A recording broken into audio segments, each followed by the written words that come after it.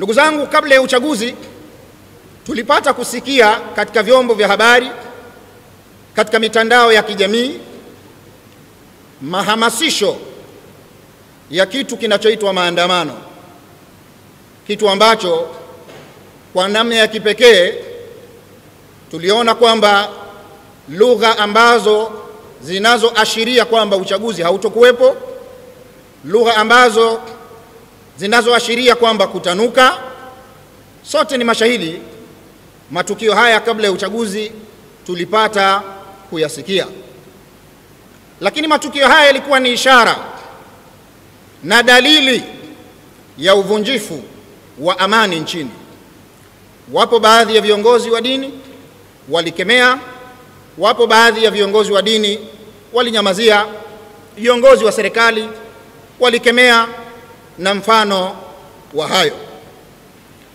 Ndugu wanahabari, haya matukio ambayo yalitokea kabla ya uchaguzi ni matukio ambayo kwa nadharia ya nje kama sio mapya, kwa sababu maandamano yawe ya kisiasa au ya kidini yalishatokea, yalishafanyika huko nyuma. Lakini tofauti iliyoko kati ya haya maandamano ya uchaguzi mkuu na hayo maandamano yaliyotangulia, sisi kama Waislamu tuliwahi kuandamana kwa ajili ya kushinikiza watoto wetu wapate kuvaa hijabu mashuleni. Tuliandamana, tulifuata utaratibu. Unaomba kibali, na hicho kibali unaweza ukapewa au usipewe, lakini procedure ambayo ipo, unapotaka kufanya maandamano utatoa taarifa ambayo inaoana na ujumbe tunaochukua, mabango, kwamba tuna message gani tunaipeleka katika jamii. Lakini maandamano yenye kuelekeza mnatokea wapi, mnapoanzia na mnamalizia wapi, hii ndio sura iliyoko katika taifa letu. Maandamano haya hayakuwa katika sura hiyo. Walioandamana hawakuwa na kibali. Ukiachilia kuwa na kibali, baadhi ya maandamano huko nyuma watu waliomba kibali wakakosa, kutokana na umuhimu wake wakafanya maandamano. Lakini maandamano haya hayakuwa na message. Waandamanaji hawakuwa na mabango, wanafikisha nini katika jamii, athari ambayo mbele yake tumekuja kujifunza mambo makubwa.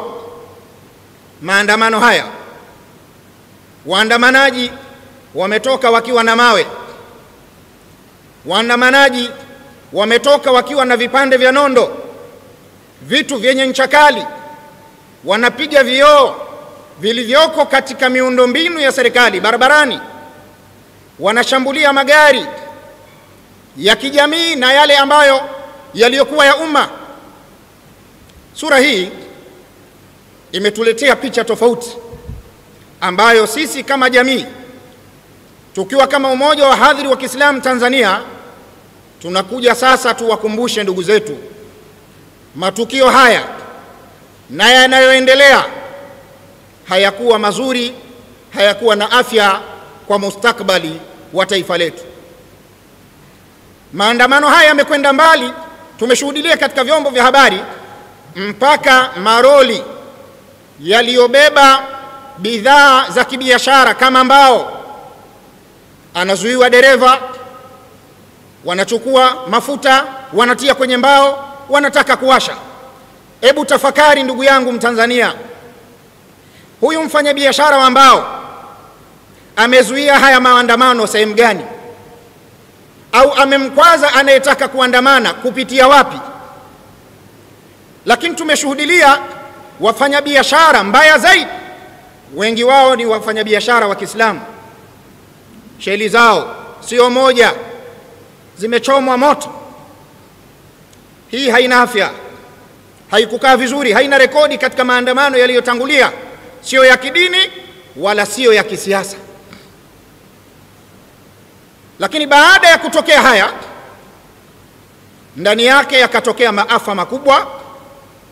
Raia wa Kitanzania wakajeruhiwa, wakajikuta wengine wako hospitali,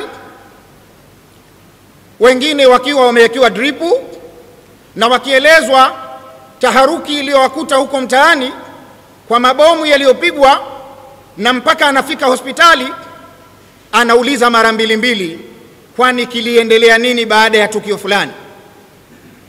Lakini wapo waliopoteza maisha, watu ambao wengine hawakuhusika moja kwa moja katika hayo maandamano, lakini katika namna ya kudhibiti hayo yaliyokuwa yakiendelea, roho za watu ziliondoka katika tukio hili.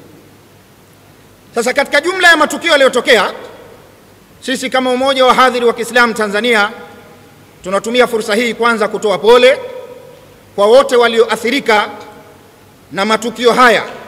Kama sehemu ya jamii ya Watanzania tunawapa pole, kwa sababu huu ndio utamaduni wetu tukiwa kama Watanzania. Babdeo Miladu Online TV, pamoja nawe katika kheri.